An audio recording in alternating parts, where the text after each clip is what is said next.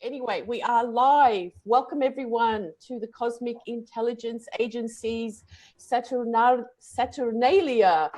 We've called it that because Saturn is the biggest thing on our minds at the moment, having just moved into Capricorn yesterday. Probably this morning for some, but yesterday. So today I've got two wonderful agents with me. I'm Agent 12, Julija Simas from Melbourne, Australia, where they call me Control, quite appropriately at the controls with all of this at the moment.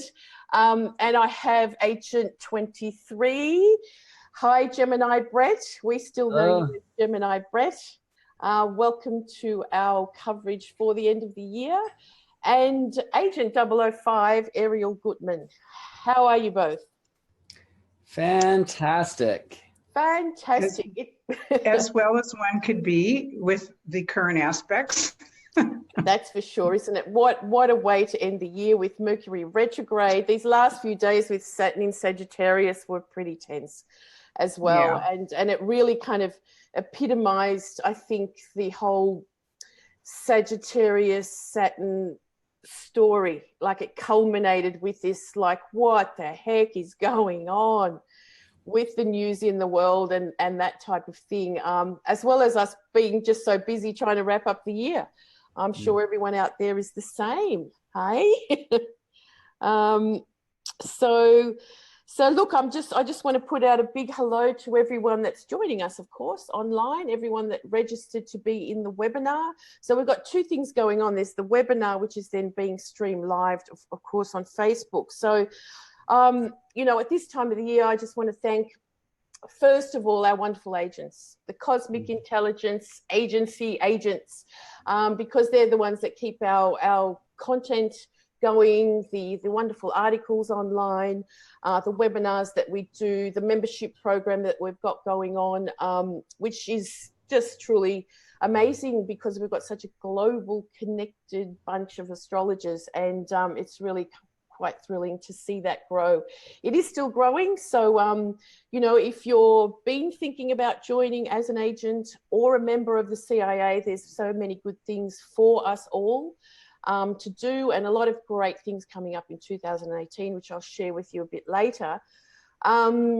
And also to all of you fans out there, all of our wonderful fans who keep sharing our stuff, who keep supporting us with subscribing and all that type of thing, that really means a lot to us and helps us, again, grow and continue the work that we do as the Cosmic Intelligence Agency, which we're very proud of because, you know, our whole idea of what we do is for the reason to ignite astrology into the world as a part of a natural kind of perspective of looking at what is happening out there, which we know helps us so much personally.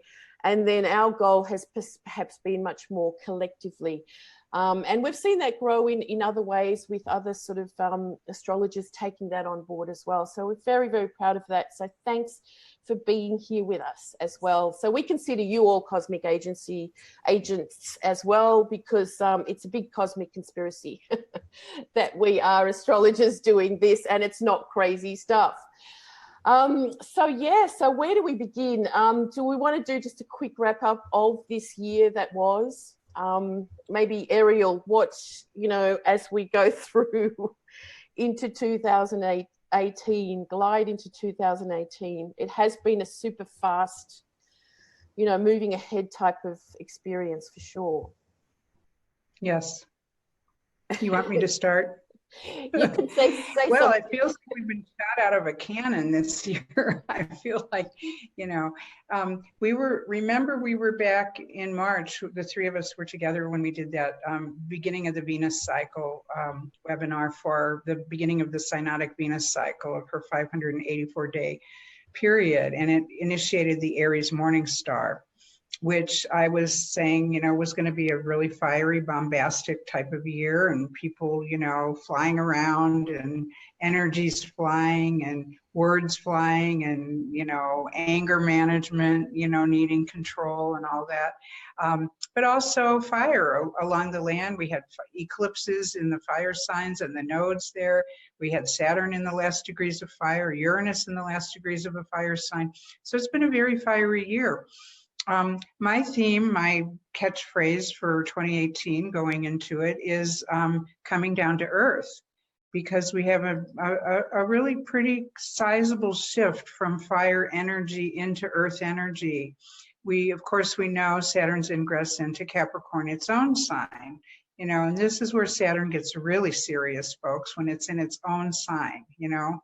And so we're going to be, but it's earth, and it's a different, completely different feeling than fire, obviously. Uranus will also mid-year, about May something, switch into Taurus from Aries. That's also going from fire to earth. And then we have the Venus star point starting the year out in about another couple of weeks, already moving close to its what we might call the full Venus cycle for the Aries morning star, which we're still in that 584-day period. But I think since both of you work so closely with the Venus cycle like I do, you would probably agree that when it switches to the other phase, to the evening star phase, it still carries the initial message of the Aries energy, but it's going to play out much more in Capricorn, because now it's a Capricorn evening star. When is that? January 9th, 8th and 9th, probably in different parts of the world, or 9th and 10th. But somewhere around January 9th, it switches to 19 degrees Capricorn, exactly conjunct Pluto. So, you know, we're going to be starting the year out with the Sun in Capricorn, Saturn in Capricorn, the Venus star point in Capricorn. It's all Pluto about Capricorn, isn't it? It's such a Capricorn. Like a whole, yeah. And then a little bit later in the year, Uranus coming into Taurus. So a lot of earth, fire into earth. So I call that coming down to earth. This is a year to really get grounded, to get organized. Capricorn wants structure. It's a sign ruled by Saturn. It's what we consider the management of the earth signs. You know, we have the triplicity in earth, Taurus, Virgo, Capricorn, and Capricorn is like, you know, someone was just asking me actually this morning, well, you know, I think with all this Capricorn, you know, there's all this business that has been lagging behind, the paperwork I need to do and legal affairs and, you know, back taxes and things. I mean, yes, we could say definitely yes to all of that, but I have three little ideas about all of this Capricorn energy. One is, don't be caught breaking any laws. Saturn there. I've got something to say about that soon. Yeah, don't be caught keeping any big secrets with the Venus star conjunct Pluto. And we also have the Mars synodic cycle beginning with the Mars-Jupiter cycle beginning at that same week around this, I guess it's around the... January 6th is the Mars-Jupiter conjunction. January is huge, yeah. As you're talking about that, Scorpio. Maybe we'll talk about it a bit towards the end a bit more, but what I noticed was that this synodic cycle of Venus began in Aries, of course, ruled by Mars. Capricorn, Mars is actually, you know, exalted in Capricorn, and then it finishes in Scorpio, or starts the new cycle in Scorpio. So we've got this really Martian flavored Venus cycle happening at the moment. So, and also Mars, a very big player next year, as it will retrograde near the South Node. So if we thought this year was, let's say, pretty wild in the way that of things just moving sort of ahead, but without any grounding, I think next year we'll see things moving ahead, but as you say, coming down to earth a lot more in that sense. You know what I think with fire is all these ideas are flying around, and we're all you know, words are flying and ideas and this and that, and we're all activated by all that energy, but we don't have a sense of what to do about it. I think Capricorn and all the earth signs is going to give us more of a sense of, okay, how do we manage this now? How do we move from here to there? And, you know, what do we do about it? I think that Aries cycle also, you know, I talked about earlier in my blogs this year about the fiery warrior goddess riding in on her horse. And then, you know, early summer, winter for you, but early summer for us, we had Wonder Woman come out, and it was like this explosion of what I call, she was the perfect Aries morning star archetype for me, because if you saw the film, I really recommend this film, because she was the loving Venus kind of energy of believing in saving the earth and the world from the evil forces and all of that. But she was strong and beautiful, and she was strong and courageous, but very loving. She had the perfect marriage of Athena and Aphrodite in her. And I just felt like that was a really good Aphrodite Venus blending with Athena, where they can come together. And that's kind of what we have to be right now. Yeah. You know, that's kind of what we are. It's kind of what we're being called to be. Yeah. Well, it's also really interesting, again, with the Aries warrior archetype, female archetype warrior, is the Last Jedi that just came out, and it's all focused upon a female Jedi. Not only that, we had the Me Too rise up of the women's campaign, the Women's March, and probably quite a few other things. So what about for you, Gemini? It's been such an Aries type of you know year. So as we are three, Venus expressing herself through fire, through Aries. Okay. Yeah. So we'll talk about the Capricorn point a bit more later, but what about for you, Gemini? How do you see the wrap up of this year and into 2018 in a nutshell? It's a big nut. I want to talk about this star. This is the Mercury star. And Mercury's doing some really cool things right now. Like, we look at where Mercury is stationed retrograde.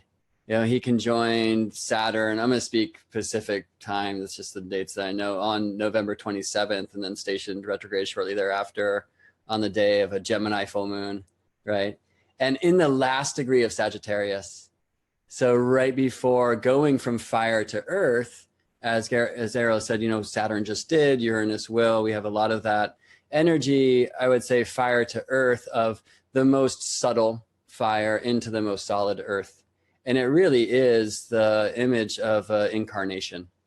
And as it is in the case of a human incarnation, it's usually married to the art of forgetting, right?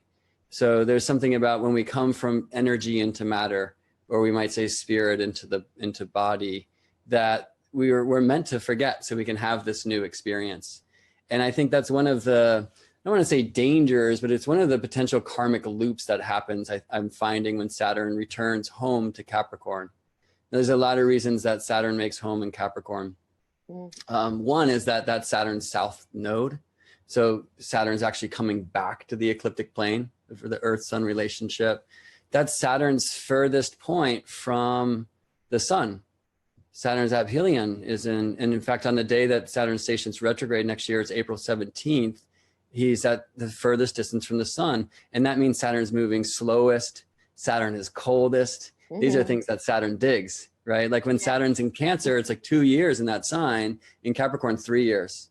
So there's a lot about slowing down. In fact, this lunation that just began a few days ago with Sagittarius new moon, it's the slowest, longest lunation of the 21st century. It's about 6 hours longer than most new moon cycles. So there's a lot about slowing down, bringing that energy into reality. Now, how does that serve us? Well, one is there has been a lot of inspiration and a lot of fire, right? And it's not just reactive, there's response. Like when we be able to bring it down into earth, we can take more pause, and we're not just starting revolutions that won't be seen through. Yeah. But we have to, I think, We don't have to, but I believe there's an invitation, an opportunity now to remember. So when Saturn returns to Capricorn, it's like the end of a 29.5-year deal, right? He's coming home. And I'm finding that part of that is a purging mechanism to kind of release the last 29.5 years. This goes back to February 1988. And so I've been having a lot of intentional remembering practices and embodiment practices. And I actually believe that Mercury is really serving us in this ability not only to bring the energy into matter, so like lots of inspirations. Like one of my fun examples right now is kids of that like super interesting Capricorn, like 89 to 93 thing when Uranus and Neptune came together and Saturn was in the mix. There's a lot of genius and like earth wisdom, earth technology coming through. Like this kid who, you know, came up with the idea to turn the Texas-sized plastic island in the Pacific into a power plant, into a green power plant. You know what I mean? I think there are things like this, like amazing inspiration that are going to help bring into form, into reality, breakthrough earth-based technologies. So Uranus into Taurus really excites me. We know that when Uranus ingressed Aries to stay for some time, it was the day that the Fukushima event happened. And I think that inspiration of, hey, this nuclear power thing's not really hip, you know, it's not really working for the earth. It's that kind of thing that has inspired a lot of response to it that will then come through in grounded shifts that will make sense and really bring some healing here. So I hope for that for all of us. And I think what Mercury's doing is he's helping us in a way bridge the realms of dream and reality, of energy and matter, of subtle and solid. Because what Mercury did is he saw Saturn November 27th, station retrograde, last degree of Sagittarius, came back to see Saturn a few days later. And it was like, look, I'm not going to allow us to forget these last 2.5 years, Saturn Sag, maybe even these last 29.5 years, Saturn around from Capricorn to Capricorn. And let's remember that. And he'll have a third conjunction with Saturn on January 12th, now in Capricorn.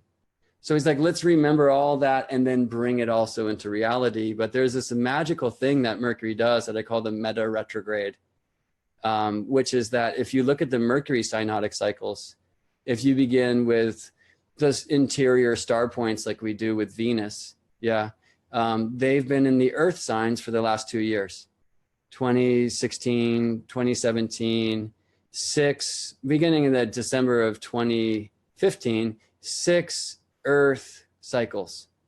All right. And Mercury cycle is about 4 months long. And now he shifts to fire. So beginning on December 12th, Mercury cazimi between Earth and the Sun in the sign of Sagittarius. So there's a really amazing thing like Saturn moving from the fire into Earth, from Sag into Capricorn, Uranus coming up in May, moving from the fire into the Earth, Aries into Taurus. But Mercury's going backwards and he'll do 4 fire cycles. And it's this slower burn. It's this longer thing where Capricorn will become Sagittarius, where Taurus will become Aries, where Virgo will become Leo.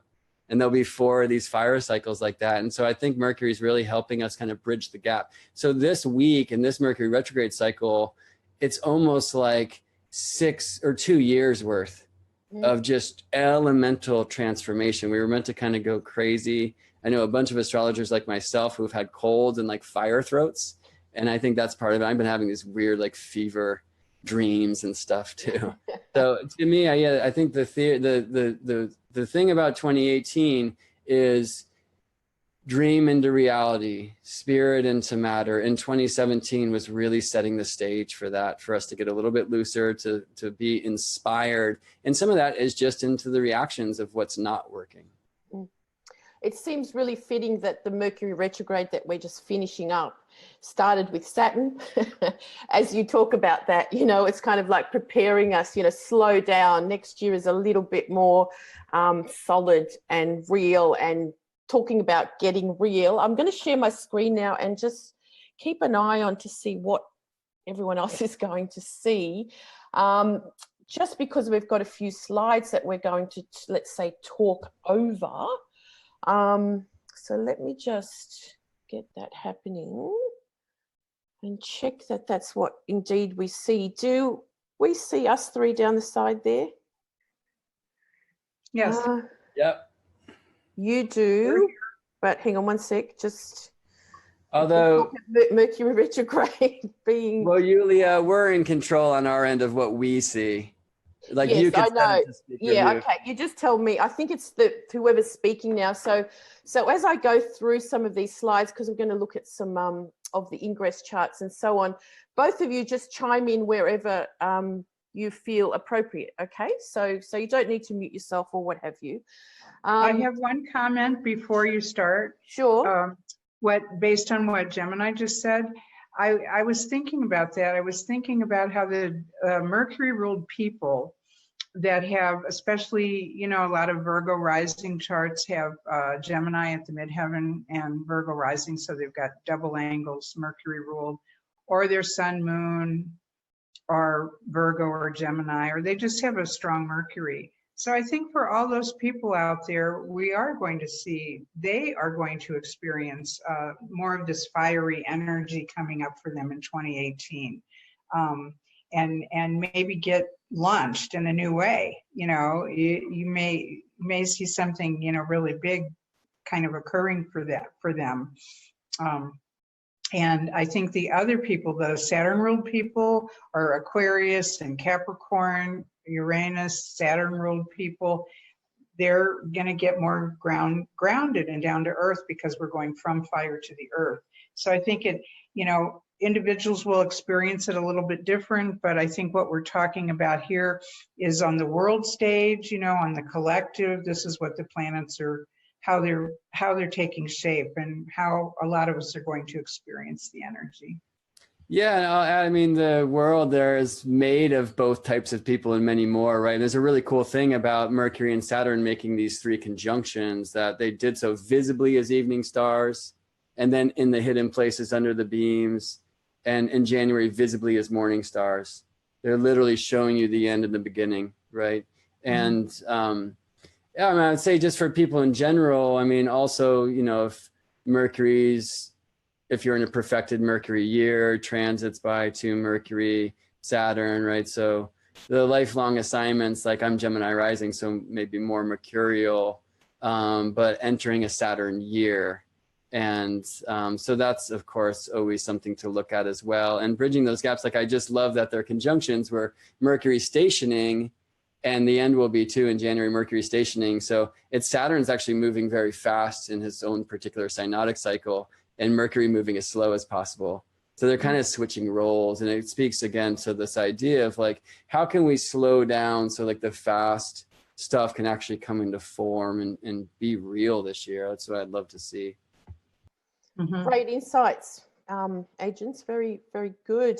So this is the chart of what we call the Saturn ingress, which happened yesterday. So Saturn at 0 Capricorn. Now, often we do see, let's say, the worst or the best of the sign as it is at the 0 degrees of the sign, especially if a timing of a planet through a sign will be a few years. So the slower moving planets.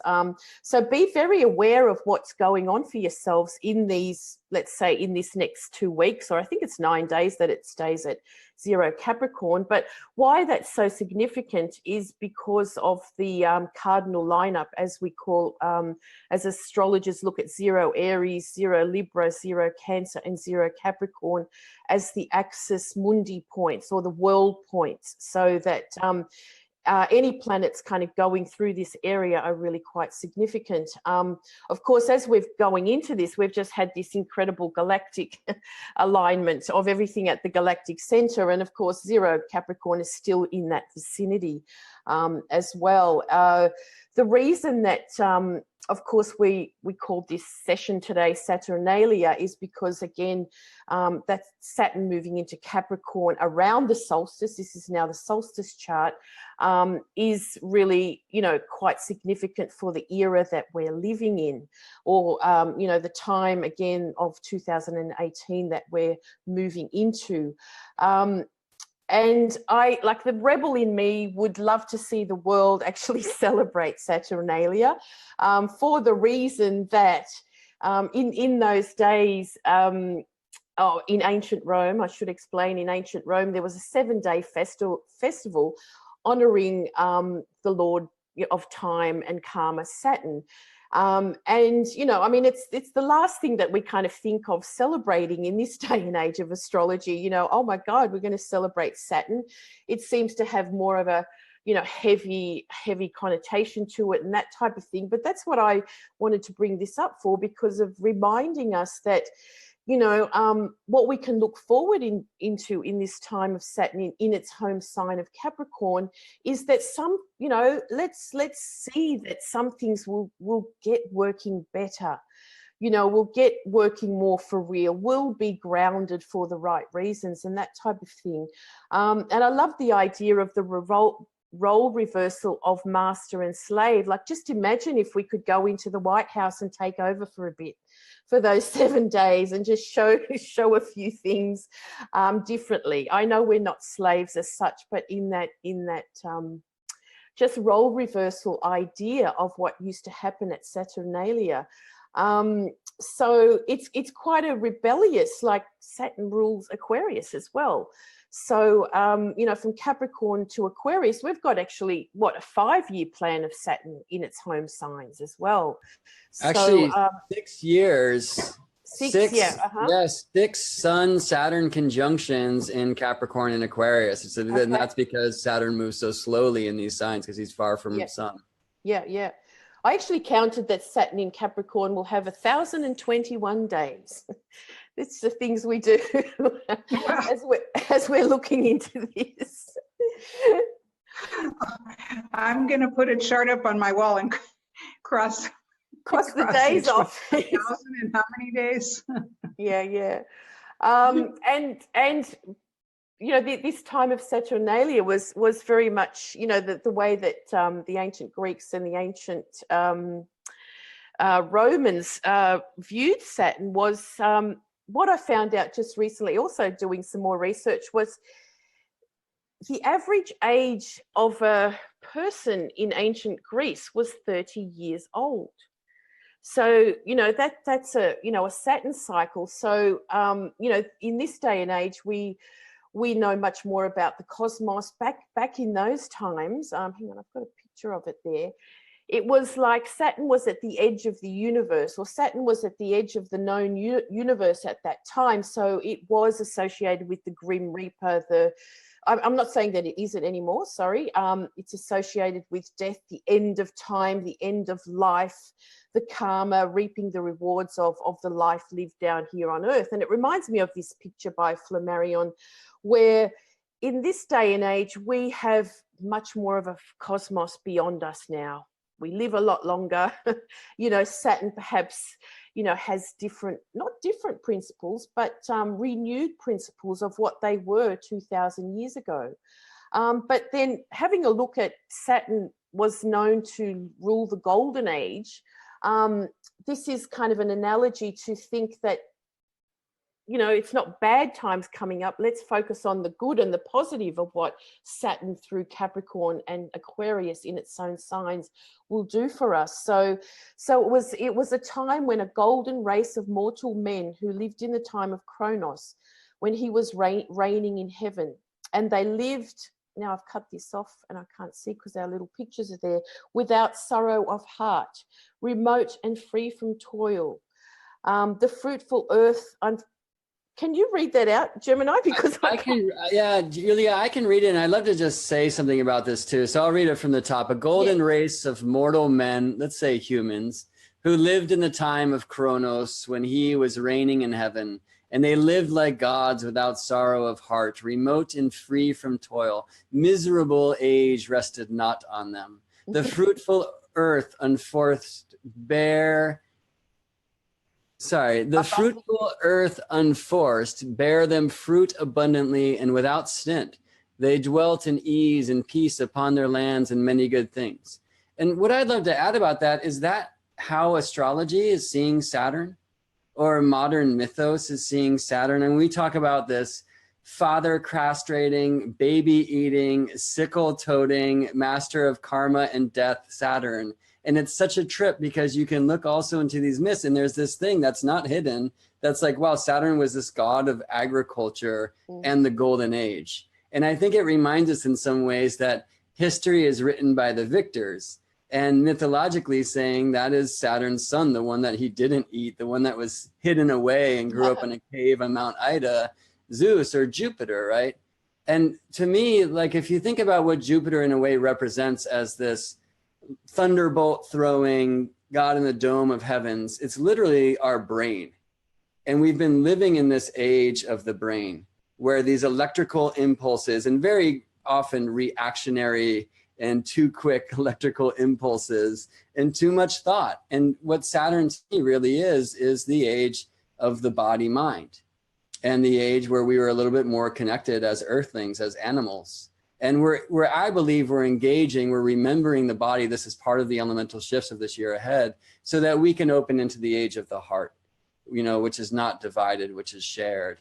And there's purpose to this, there's beauty to this. But one thing I would say about Saturn, we read about these things, and I feel, and I've seen this in visions, and I've really heard reports, especially from wise elders, and especially women wise elders that I've had the honor of sitting with and having drum journeys with out under the sky, and bringing back tales of grandmother Saturn, where it's and this is true to my original training in the shamanic astrology mystery school, where Capricorn looks like the council of grandmothers and the wisdom of earth and the old traditions that keep the ways, right? And I think that if we open our hearts to that potentiality, or even that promise in this ingress of Saturn Capricorn, it's not something that we have to fear or worry about things getting more patriarchal. Capricorn is an earth sign. It's a chalice sign. Traditionally, we would say a feminine sign.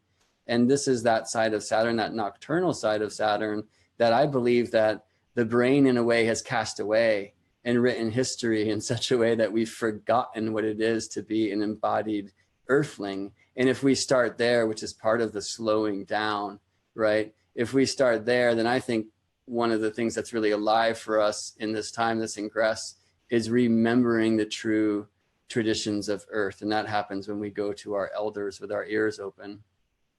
Well said. Thanks, Gemini. That was great. Now, just another one, the Age of Kronos, that was written in Metamorphosis by Ovid. Can you just read that again? I've just got the little... Sure. From Metamorphosis. In the beginning was the golden age, when men of their own accord, without threat of punishment, without laws, maintained good faith and did what was right. The earth itself, without compulsion, untouched by the hoe, unfurrowed by any share, produced all things spontaneously. It was a season of everlasting spring. So this is all possible as we consider building a better world. And that, you know, this is just, of course, just to open our minds to that again, because we can be very much in fear of what is ahead and what we're trying to sort of accomplish on the planet, and believe that things are will get better, with the resources on the planet, with the way the economy is shared, with the refugees with no homes, with the starving people, there's just so many things still that it's like, how can this not be done properly somehow? For a lot of us, that breaks our hearts. So where we can take somewhat control of that would be, or help, or be of service, or do our responsible role in the betterment of the greater good for the benefit of humanity and that type of thing. It's a very Saturnian role as well to take on. I just put this picture in again because our consciousness has exploded so much beyond the realm of Saturn these days, that Saturn is no longer that fearful god, to me anyway, at the edge of the universe. There is so much more beyond that, as we all know. So yeah, here's the Saturn ingress chart. Is there anything you want to say about the chart of the ingress, any of you? Yeah, I just want to add that the feminine force will be much more involved in the coming year, in this coming cycle, because Capricorn is a feminine sign. The earth and water signs are considered feminine. The Venus star point going into Capricorn is going to highlight that. The way I look at these Venus star points, we have 5 of them pretty much active in an 8-year cycle. And so you want to look at the 5 degrees around the wheel, which I'll be actually sharing in my slideshow in my webinar when we do our webinar. But I want you to all think of the fact that besides Saturn, the background is the Venus star point pumping out energy through Capricorn. There it is. Thank you for that. So you see one of the 5 right now is that Capricorn star. And the one we're going into in early January is 19 degrees Capricorn. So we will get a bit more of the feminine energy and like I was alluding to before, more of an earth management instead of the fiery roaring kind of energy we had in fire with the Venus star. We're going to have more of a grounded, let's take care of things. I mean, Saturn went into Capricorn yesterday. We've only had it for 1 day. And on the very first day of Saturn in Capricorn, we had here in the US anyway, we had this unbelievable tax bill put into legislation that I mean, you're going to see what the law, what it means about laws and restrictions. If we have any restrictions coming up with Saturn and Capricorn these next few years, it's going to be through the legislation and the laws that are passed to either take or remove more power from people, as they've already been increasingly more removed as time goes on. And also the people taking sort of the law in a way into their own hands in terms of we have to make our own laws. We have to rewrite the laws. We have to put our voice into making this world that we want, that this vision that we have of honoring the earth and life and the continuation of that. Yeah, there's the Venus star point chart too. I'll have some of those charts also going on in the webinar that we do, some slides and some commentary about that.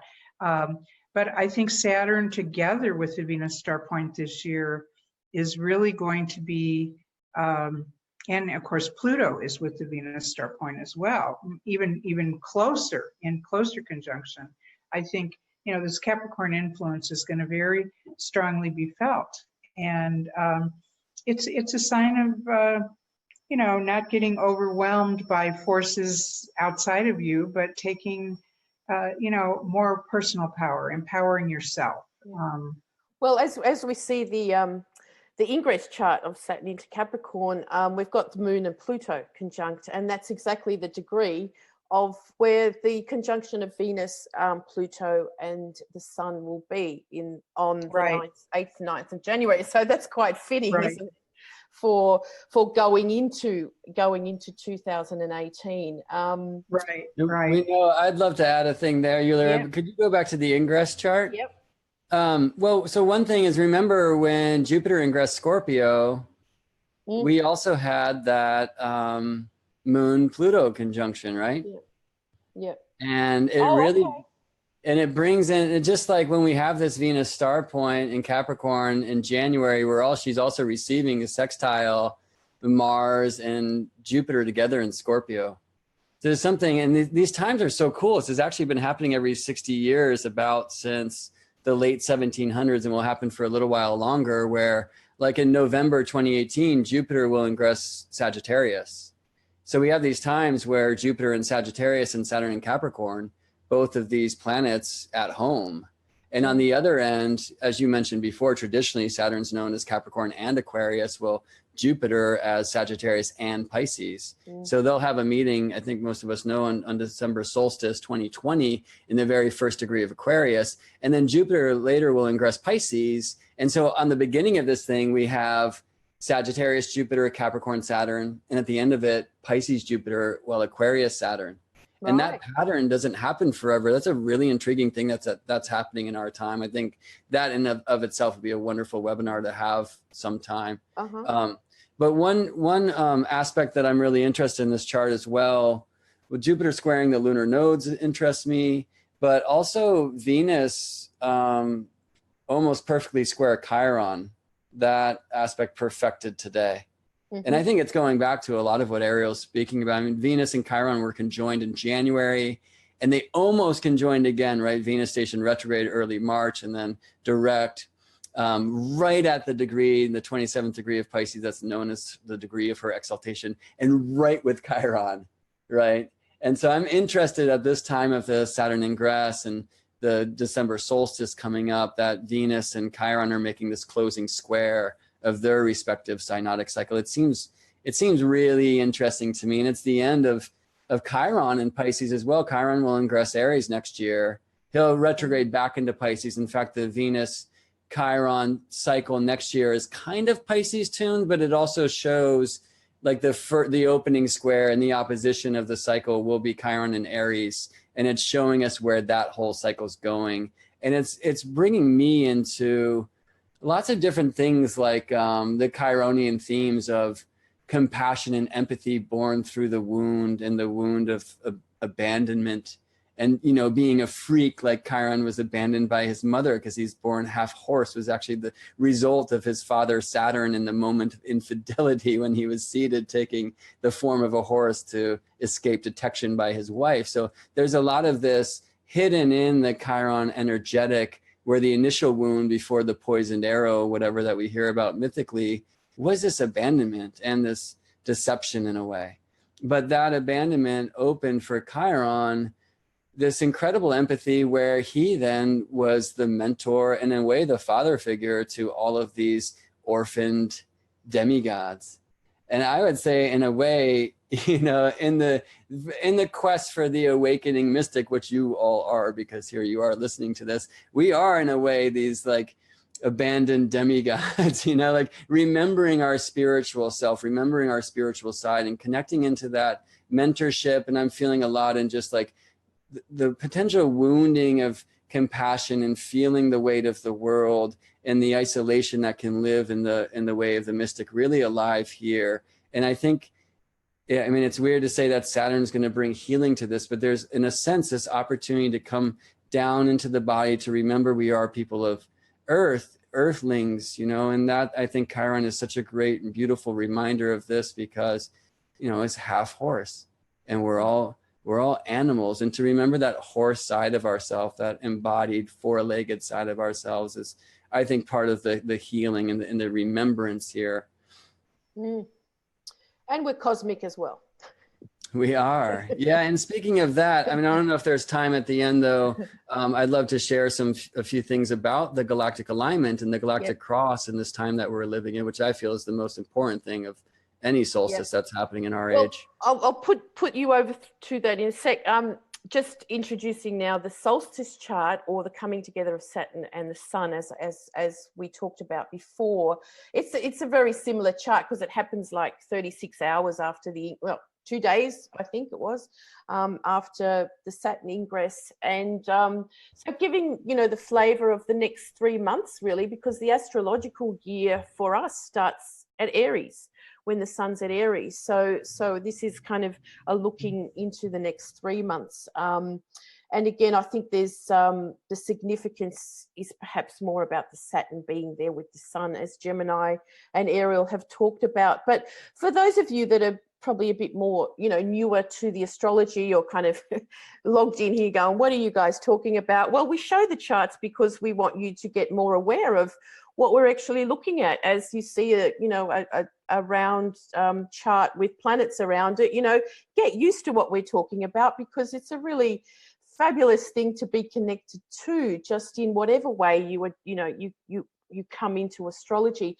As Gemini was saying before, how many times do we hear people, you know, that, let's say, start getting into astrology, I so often hear, and I'm sure it's true for a lot of you out there, is that it's like a remembering. People feel as though they're remembering something that they've always known, and that just kind of sends shivers down my spine, because it's just like, it was like that for me. I'm sure it was like that for a lot of you. Like, we're remembering something that we always knew. And so we're getting back, you know, I suppose more aligned with it as we go, as more astrology happens in the world and so on. I'm just showing this graph here for the timing of, you know, end of December now, where we're at, where the Earth, with the sun in front of it, let's say if you were looking at the sun, behind the sun we've got the what we call the galactic center, in a sense, amongst the stars between Scorpio and Sagittarius, and that's the, you know, that's the alignments we're looking at. And of course, at the moment, what do we say? I picked something. Sorry, I picked something out from what Olga had written, Olga, Agent 23, Olga Morales.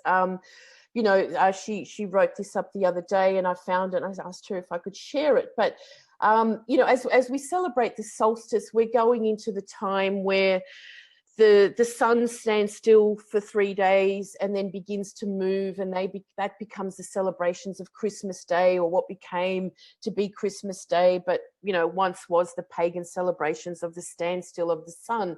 And there's so many stories about all these times from different cultures, and there's, you know, too many things to share about that. But I believe Astrology Hub's doing something about more of the story of Christmas, which we're going to share in our thread over the weekend as well. But at midnight on the 25th of December, the sun is at 3 degrees of Capricorn, the point where it is born again after the solstice of 3 days, turning northbound in declination. It is also opposite the brightest star, Sirius. This is the star of the 3 wise men, 3 stars in Orion's belt, were following to find the new Messiah. We put a star on top of our Christmas trees as a symbol of Sirius. So at the moment, like in Australia, well, actually for all of us, because the sun is opposite Sirius, not exactly, but it's so bright, and it is the brightest star in the sky. The tree symbolizes the tree of life, the Milky Way, where stars are born. We hang balls on our Christmas trees as symbols of the stars and planets. Jesus was said to be born of a virgin. We see Virgo rising at the east at midnight. And in the stars of Cancer, there is a cluster called the Manger, where Jesus was said to be born. I thought that was just, you know, a lovely kind of, you know, combo of the mythology of the stars, the time of the solstice, and so on. So Gemini, perhaps this is a good time for you to go into your share of the galactic alignment, because it is about the solstice, yeah? Sure, yeah, I just want to give a visual of this. So we live, I would say this is the most important, you know, aspect, if you want to call it that, or alignment of our lifetimes. Like, this is literally the thing of our incarnation. And it's called galactic alignment. You might have heard that term before. What's happening is the solstices in our time are aligned to the galactic cross.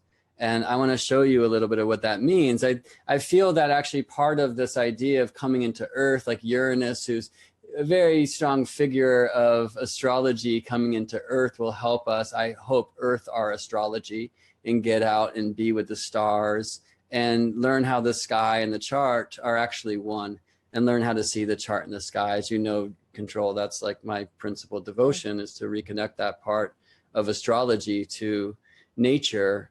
So let me see, I'll share my screen here.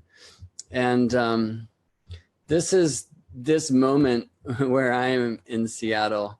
And this is Stellarium, which is this amazing software that you can get for free at stellarium.org. It works on Mac and PC. I highly recommend. You can cast your birth chart from like the astronomical point of view and see what was aligned when you were born. It's a wonderful thing to do.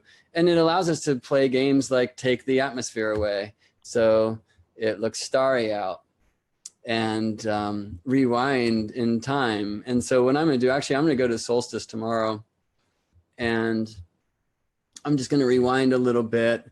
And this is going to be kind of in fast forward. I don't have time to explain at the pace that I would like to, some of the things that I'm going to show you, okay? But I did put up a long post yesterday on my page about galactic alignments, about an hour long, that explains some of these things in more detail. But what I'll show is this. First of all, look at where the sun is at this time. Okay. So I'll take the planets away so you can better see. This is the galactic center. This is what astronomers call the galactic bulge, which is kind of sexy, but it loses a lot of the mystical essence of it. This is where the Ouroboros snake, as you might be able to see, is biting its own tail. The snake is the cosmic serpent. It's the Milky Way.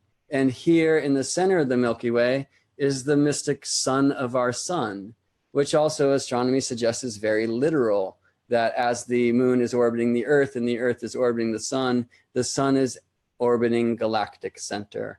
And really very recently, it's been proven, or so they say, that there is a super massive black hole that lives there. A friend reminds me that you never say black hole without saying black hole, white hole from a mystical standpoint, which I really like. And if you look at the image of the galactic butterfly, or Hunab-Ku, which is spelled Hunab space Ku, you'll see a way that it seems the Mayans symbolize this great space in the sky where it looks like this spiral and a black hole. And the way that it's come down to me is they describe it as great grandmother or grandfather who created us and feed us with light. So this is this amazingly powerful place of the sky. There's so much energy there, no matter which way you look at it. And I really recommend you look at it. And that's not happening right now because, I mean, if you look at the galactic center today, it's going to look like this, right? The sun is right there. But that's the point of this thing, that at our time on solstice, the sun is aligned to the galactic center. And this is not only always true. So just really quickly, I'll show you. This is the ecliptic plane. It's the plane of our solar system. It's the plane of Earth's orbit about the sun. So from Earth's point of view, the sun is always there. And that's the constellations of the zodiac. Julija shared before that the constellations, and these aren't signs, they're different things, but the constellations traditionally associated with the only two signs that we draw with arrows, they're Sagittarius and Scorpio.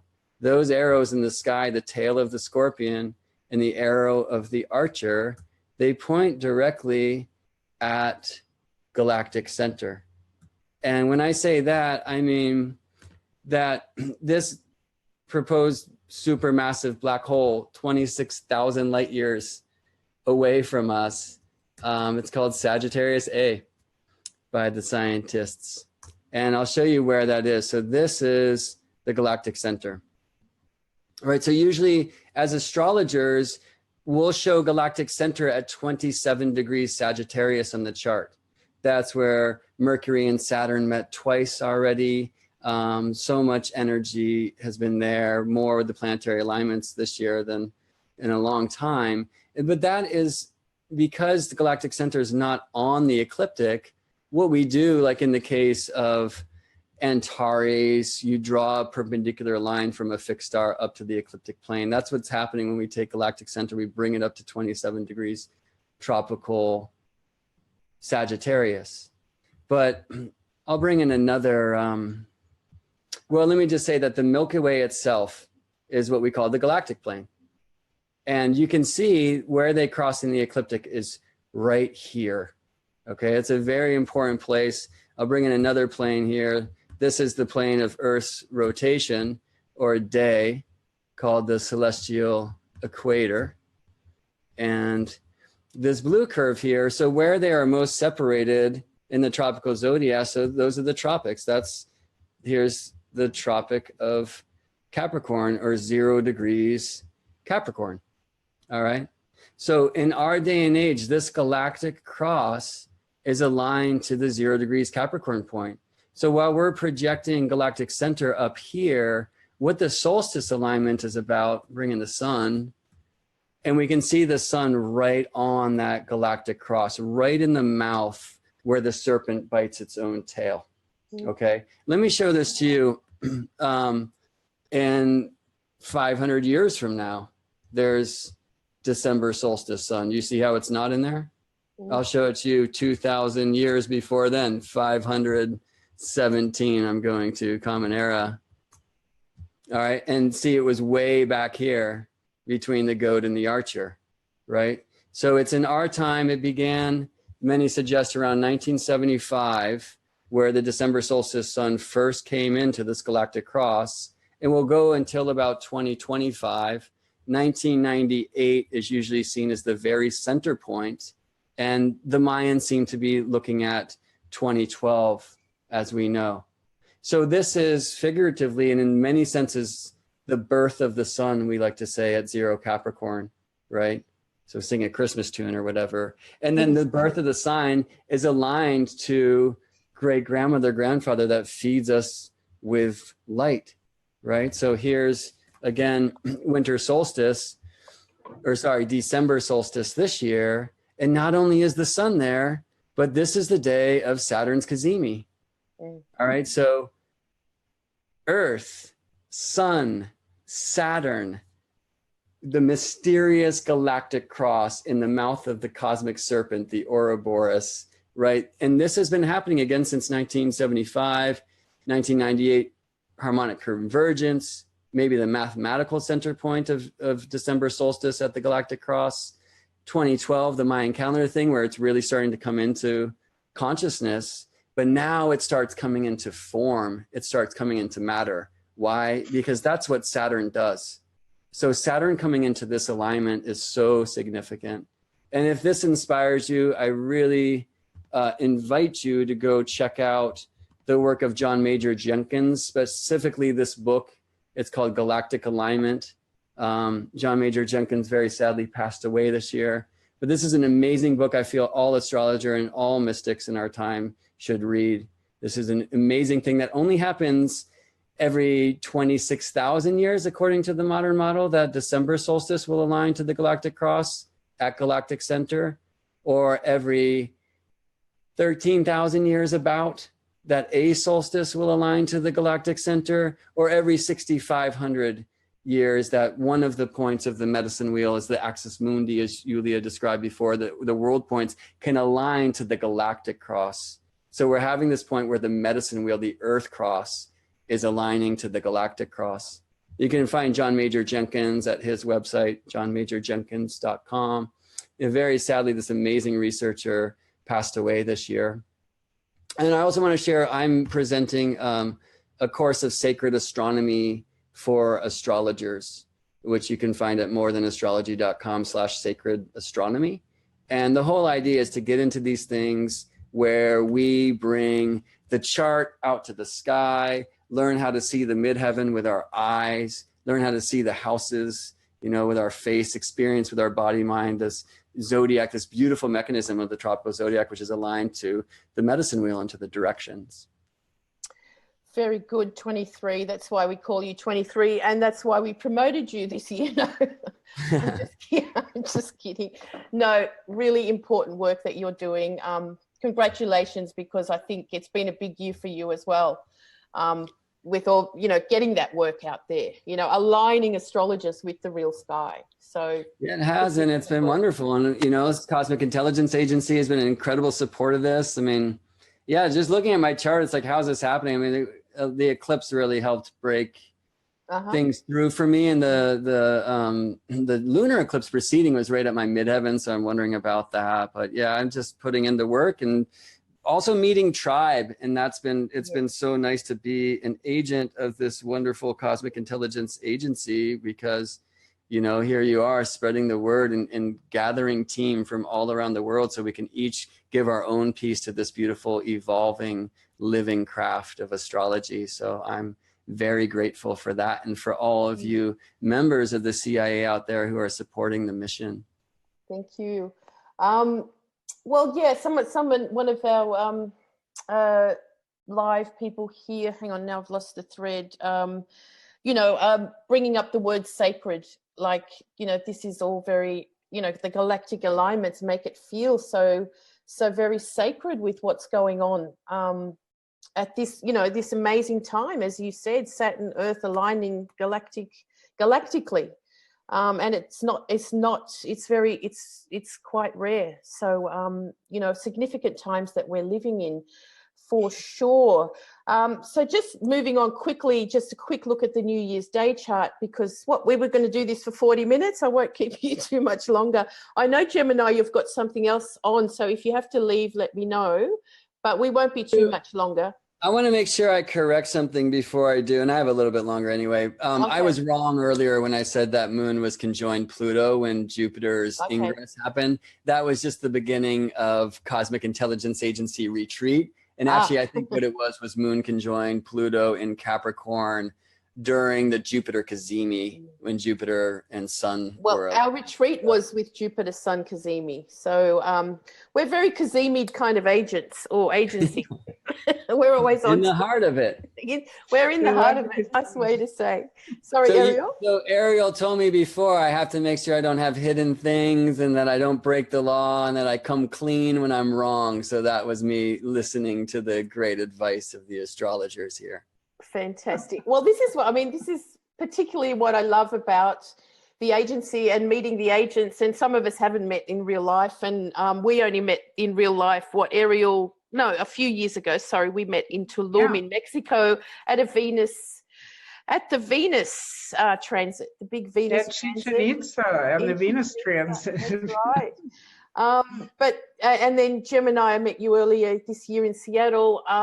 But what we do is as the agency or agents, we like to share our information. It's like we learn from each other. We learn so much from each other, and that is a really important part of astrology in the world, for me at least, in this day and age. So can you see that screen? I didn't even know what it's going on. Hang on. Play. There we go. So the New Year's Day chart, just quickly, I've set it for New Zealand, which is it's close to the first landmass that gets the New Year's Day or the New Year's light. And we can see that the moon's in Gemini. And again, what we've been talking about is that incredible stellium of planets and the black moon Lilith in Capricorn. So it really is the Capricorn sort of timing. And then Jupiter is very much exactly squaring the nodes as we go into 2018, with Mars about to connect to that a few days later. But let us go back to what we're focusing on as the start of the year as well, is the Venus star point that happens in Capricorn. As Arielle was explaining before, it's part of the whole system of the Venus cycle, which is made up of five star points, which happen in your astrology charts, or in the zodiac, let's say, in 5 particular points for a particular era, and they move slowly backwards over time, let's say through our astrology charts or through the zodiac. So we started a honoring of that because we're the 3 of us, I know there's many more of us as well, Venus star followers, with an Aries star point webinar last year, and we're doing another one on, January the 5th. January 6th. January the 6th. Sorry, it's the 6th. Yes, that's right. It's just that I'm a day in front. And anyway, I've got the info of that coming up. But we're going to be looking very much more into this star point of Capricorn. Arielle, could you tell us a little bit of what you're going to be sort of introducing into that webinar for the Venus Capricorn star point? Well, for one thing, if you can go back to that last slide for a moment, this is the first time in a very long time, probably 250 years, that Pluto and the Capricorn Venus star point are aligned. The thing that makes this unique, this star point wheel unique, is it's slowly beating. It's like a slow beating heartbeat in the background of what's happening. We track all the planets. We always track Pluto, Uranus, Neptune, Saturn, Jupiter, all the planets, the eclipses, moving counterclockwise around the solar system. But the Venus star is slowly moving clockwise in the background, and these 5 points are really up for about a decade, at least 8 years, sometimes even to 12 years. And I wanted to draw attention to the fact that Pluto and the Venus star point this year in January of 2018 are going to be conjunct. And that's pretty big. That's very rare. It's not rare that the transiting Venus star point conjuncts Pluto or aspects Pluto in some way, like opposition. We've had a couple of oppositions in the last, let's say, 30 or 40 years. 9/11 happened during one of those points where we had a Gemini star point and a Gemini Sagittarius opposition going on at the same time. And, you know, you do have some pretty big world events happening when the star point aligns with Pluto. But here we are in Capricorn, and I've been watching this for years, wondering, okay, what's this all about? So I'm going to be talking in the webinar about that. And if you could go back to that 5-pointed star again for a moment, I'll tell you how it's tied in. Look at those Scorpio degrees. These degrees, I'd like people to be really aware of following these 5 degrees on the star wheel that are operating kind of in the background. You don't always see them, but when planets transit over them, things happen. I mean, it makes an impact. And that 1 to 3 degrees Scorpio is the Scorpio star point of our time. And, you know, I heard dozens and dozens of astrologers trying to explain the whole outburst of the sexual scandals and people falling from power due to that whole sexual thing, misuse of power, sexual abuse, etc., as Jupiter entering Scorpio, which of course is true, partly. But Jupiter enters Scorpio every 12 years. And I have been tracking this for a while now, that these early degrees of Scorpio, where the heartbeat of the Venus star has been beating, you know, since 2010, when it was at 5 degrees Scorpio, all the way up to, let's say, 2022, when it's in 29 Libra, we're talking a very small space of the zodiac, the first 5 degrees of Scorpio. And when planets come across there, as Jupiter did in early October, we had this whole sexual scandal and abuse, you know, the revelations of abuse at the highest powers.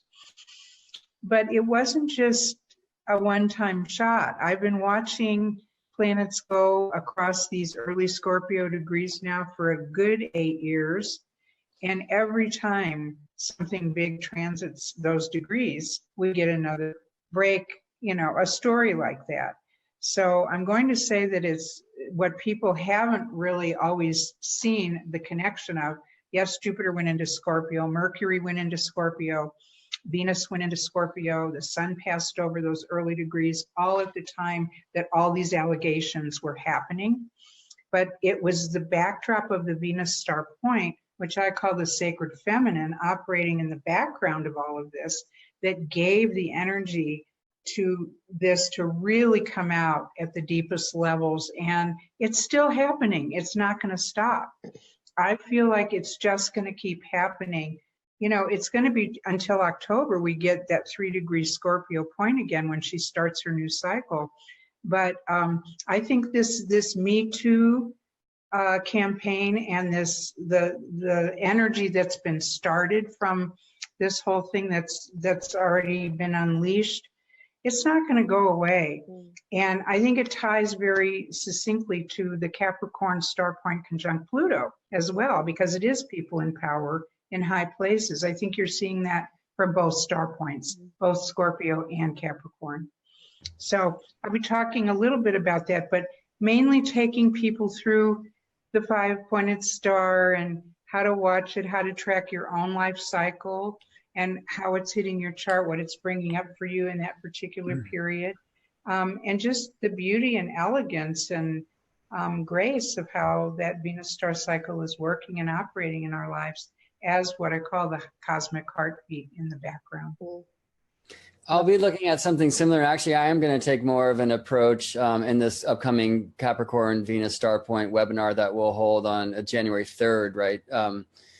I'm going to take more of a historical approach, or we could say herstorycal approach, and look at significant passages and moments in the feminist movement as aligned to the signatures of the Venus star point. For example, like the Aries star point began, or there was a premonition of it beginning, these points that shifted from Taurus into Aries and from Sagittarius into Scorpio right around the ratification of the 19th Amendment in this country, was women's right to vote. Yeah, and I'm really intrigued by this Me Too movement. I think a lot of us have been looking at Jupiter and Scorpio, right? And just kind of expanding in authenticity and taking things out of hidden places. But, I think October 5th was a date that's often looked at, and that was also Venus opposite Chiron, and also around that time. And then Venus conjoined Mars. And there was this amazing thing where Venus and Mars almost met in Aries, and she hit the brakes and went retrograde. And she's like, not yet. And he had to get initiated into this new cycle, kind of had to get burned in the light of the sun, it felt like to me. And then Venus caught up with Mars as a morning star, then in the sign of Virgo, and on October 5th. And there's a feeling of like, what does it mean to be like a virgin? Which certainly has nothing to do with that chastity rap that, we were hit with, to basically also take away some of the strength of true independence or independence. And I'm looking forward to sharing about that. But more and more, it just seems like such a signature of our time. And yeah, there is an amazing symbol, like when Jupiter then came into visibility and was really showing up as morning star, and Venus has been there. Time magazine made the persons of the year the silence breakers, which is so intriguing. That's but then really we can look important point. It's gotten big. Yeah. One of the runners up, however, was Trump, who won that award last year, right? And he's been like accused, at least publicly, by 20 different women of misconduct or abuse, right? So obviously there's a lot of work to do in this regard. And he won the award last year, but we can also see that energetic very much like part of the catalyst that is helping this come to light. So this Venus Aries point is amazing, and we will have a couple more of them before she shifts back to Pisces. So that's what I'm going to be speaking about, is how the entire pentagram over time retrogrades through the constellations and the signs, spending about 104 years, which was the Mayan number for Venus in one particular sign. So I'm looking forward to doing it. It's something I've been meaning to do for a while, but it's really charged information. I think especially coming from a man in a masculine monkey suit, it's like a little trickier to, but I just want to honor like the astrology. And you were saying this before, Julija, of like this great gift of astrology to bring, what I was hearing is awareness of self. And I remember I was saying earlier, like this is a great time for us to have like a memory practice with Saturn going into Capricorn. I did this like 30-year meditation of the last 30 years. Recently, it was a lot, but astrology is such an amazing gift in that regard. I think we can sometimes lose ourselves when we future trip and lose the moment now when, we're looking at all the 2020s and 2027 eclipses and, wherever we go with it. But it's such a beautiful tool to go back and look at, that thing that happened 9 years ago or in October or whatever, and seeing these alignments that those energies showed up in a way which we might do differently if we were aware of it, which is such a great gift of astrology, but just helps us bring confirmation, knowing, even some forgiveness of times in our lives. So I'm glad that everyone watching here is, also aligning to the starry science, and that it's coming back more and more, like the real astrology is living and breathing more and more in the world. And it's such a treat to see. I think that might actually be part of these elemental shifts of the year 2018 too. Yeah. Thanks, 23. I'm so looking forward to it, because I love what you both, have taught me about the Venus star and how we work together on the information as well. But what I'm going to be particularly sharing for the webinar is I look at the Venus points that happen every 9.5 months as a pentagon around the zodiac. not so much the pentacle, but of course the pentacle is representative of the either looking at the retrograde cycles by themselves or the superior conjunctions by themselves. Either way, there's kind of like two pentacles going on.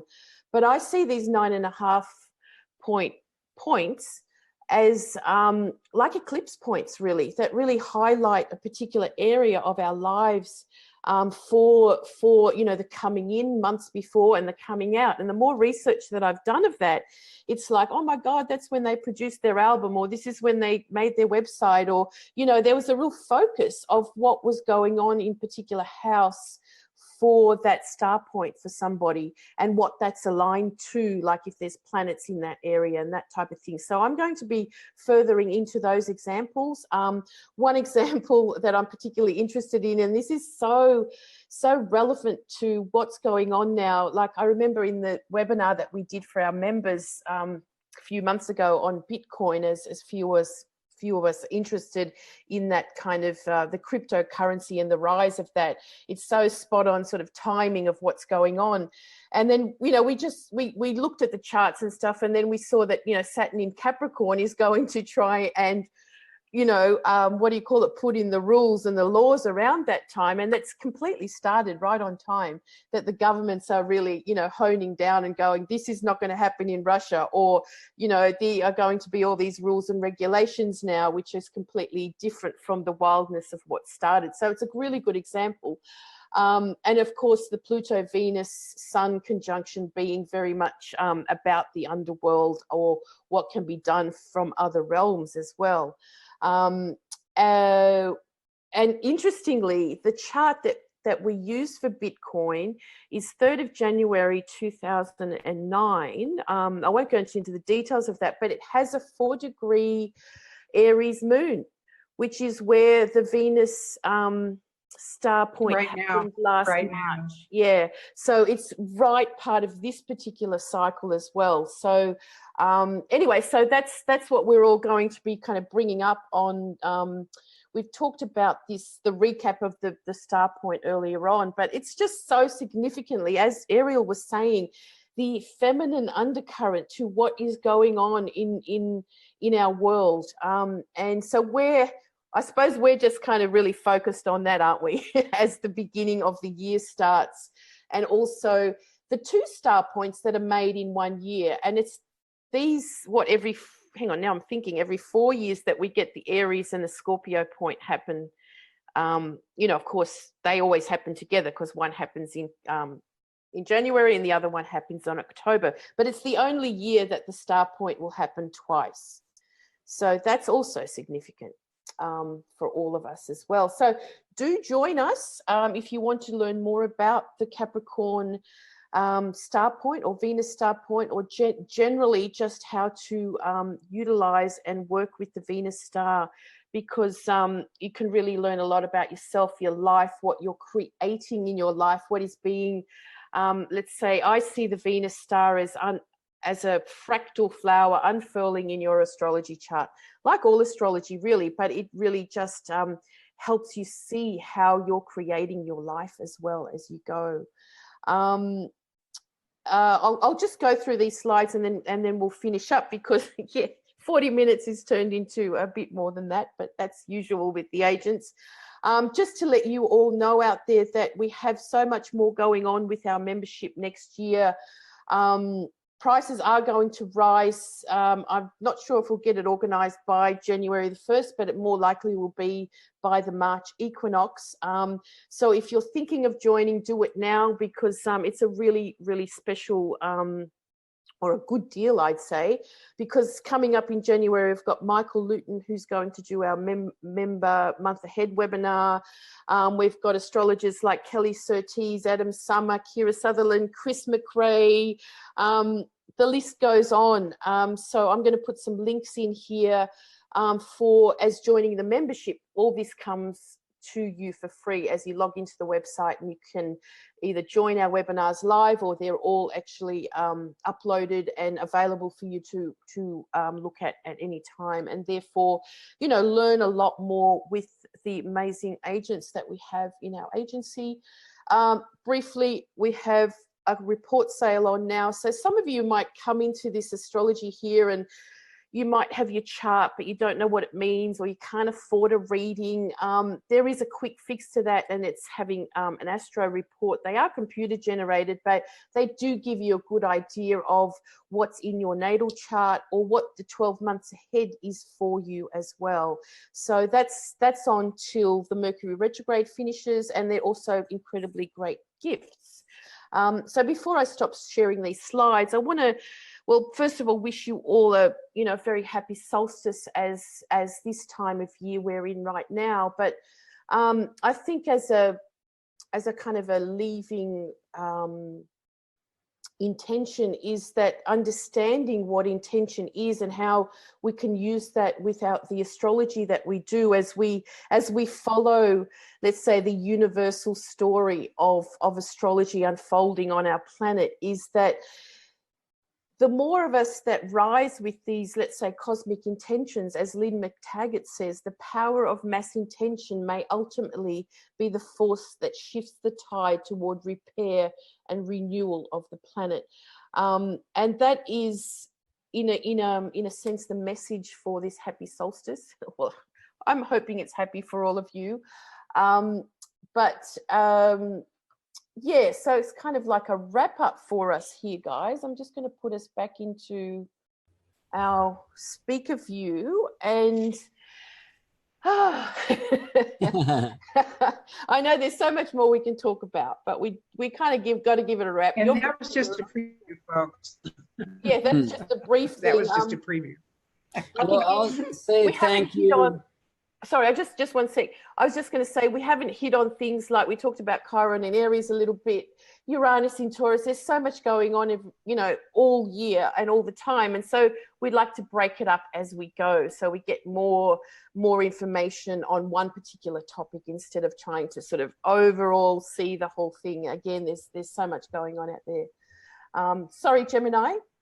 I just want to say thank you. I'll add to that prayer, if we can call it that, I hope this is a time where we remember to get our feet out in the soil, get out in the world, in fellowship, in tribe, say hello to remember each other, remember that humanity is actually beautiful and that there are ways out that don't have to look like doom and gloom and cataclysmic shakeups. I think that's a place that people fall in a little too easy right now, and in a sense it's giving up. So I just hope that we'll remember at this kind of turning of the seasons and turning of the ages to keep the faith and be in love with Earth. So I have to split. There's another webinar I'm part of at 5 p.m. Pacific, which, by the way, everyone's welcome to join if you want. I'll be sharing it at my Facebook page, which is now Brett Joseph.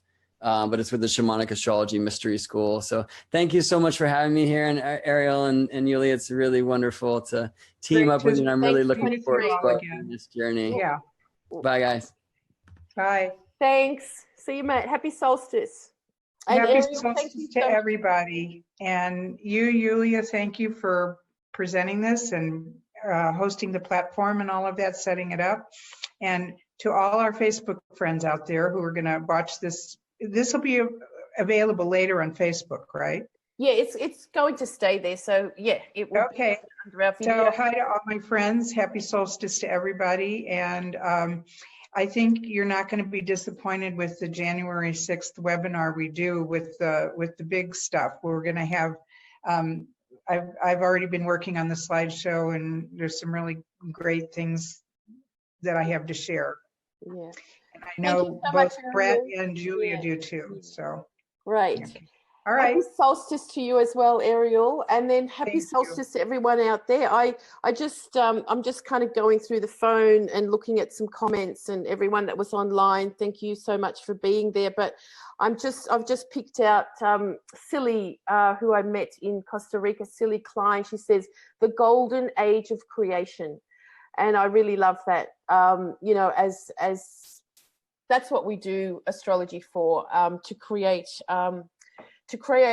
a better world or lives for ourselves. And then I think collectively, as it does unify us so that we can use it for the greater good as well. So happy solstice, everyone. Thank you so much for being online. I'll just check with the people down, on the webinar, actually. Everyone's saying thank you, bless you, happy solstice, and same to you all out there as well. And we'll see you next time. So stay in touch, stay online, like us, share us, all that type of thing. And right. We'll see you into Happy the New next. Year, all. We'll Happy see you New in the new year. Okay. See ya. Bye-bye. Bye.